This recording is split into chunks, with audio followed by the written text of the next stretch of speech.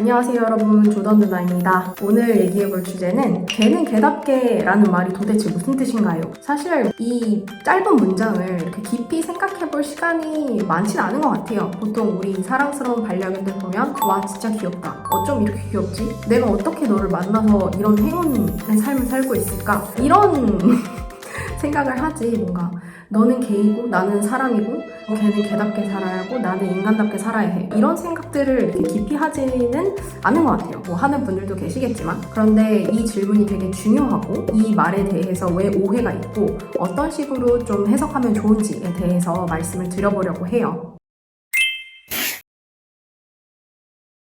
우선 개는 개죠. 개 is 개, 도그 is 도그. 그냥 문장 그대로 해석을 할 수 있겠죠. 책상은 책상이고 이 옷은 옷이고 머리카락이 머리카락이듯이 그냥 그 개체 자체로, 생명 하나의 자체로 인정을 하는 겁니다. 그건 뭐 당연한 얘기겠죠. 이 말에 담겨있는 일반적인 해석을 좀 말씀을 드리면, 개는 개답게, 개로서 자연스럽게 그들의 본성을 살려서 그들이 개로서 살아갈 수 있도록 우리가 본성을 존중해주는 것이라고 이야기를 할 수 있을 것 같아요. 예를 들어서 강아지들한테 두 발로 걸으라고 하지 않죠. 왜냐면 사람이 두 발로 걸으니까. 개들한테 말을 하라고 하지 않죠. 왜냐면 사람만 말을 하니까. 이런 것처럼 개들은 하루에 몇 시간을 자야 되고 사람처럼 사람이 자는 만큼 자는 게 아니고 무엇을 먹어야 되고 이런 것들은 다 개한테 맞춰서 양육을 해야 되잖아요. 그런 의미로 좀 해석을 할 수 있을 것 같고,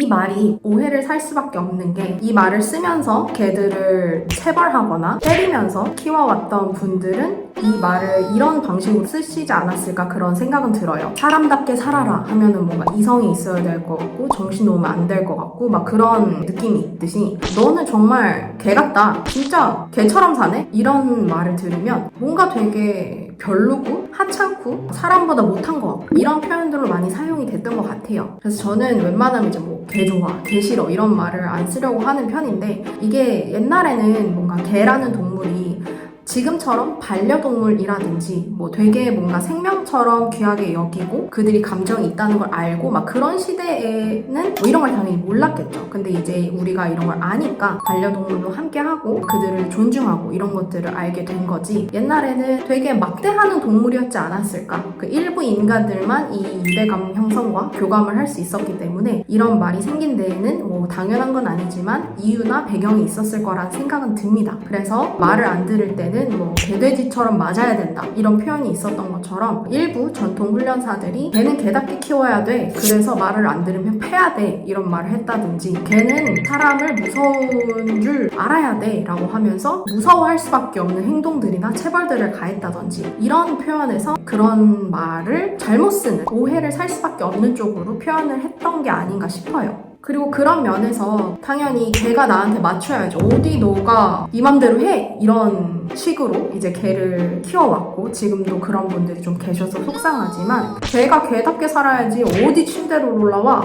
어디 소파에 올라와, 어디 나보다 앞서 걸어가, 이런 것들 있잖아요. 사실 침대는 편해서 올라오는 거고 소파도 시원하니까 편하니까 올라올 수 있는 거고, 앞서가는 건 그냥 걸어가는 게 재밌어서 앞서갈 수 있는 겁니다. 근데 이걸 사람으로 생각했을 때, 내가 올라오지 말라고 했는데 올라오네? 이놈이 나의 말을 안 들었네? 이거는 내가 말을 해서 알려줄 수 있는 행동이 아니잖아요. 이런 식으로 사람의 입장에서 개가 나의 말을 안 들었다, 개가 나를 만만하게 생각해서 나를 앞서 걸었다, 이런 식으로 해석을 하니까 개라는 동물이 인간보다 건방지게 행동하네? 넌 개같이 사는 게 아니네? 이런 되게 요상한 인간 중심의 해석을 했었던 것 같아요. 그래서 이런 오해를 좀 풀어서 설명을 하고 싶었던 것 같습니다.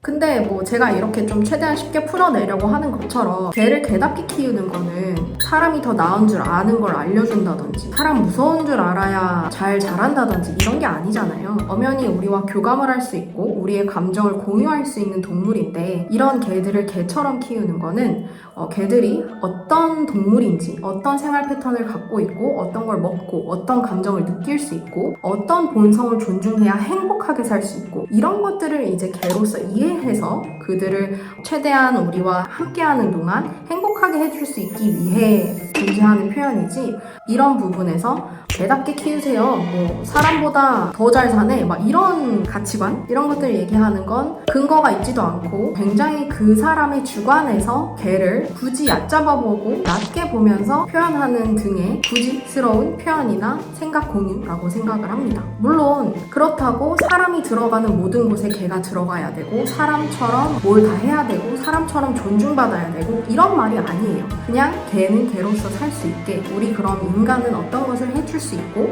어떤 것을 해야 사람은 사람처럼 살고 개는 개처럼 행복하게 살 수 있는가. 개는 개답게를 개는 개로서 행복하게 이 정도 행복하고 건강하게 이 정도로 해석을 해주시면 너무 좋을 것 같아요.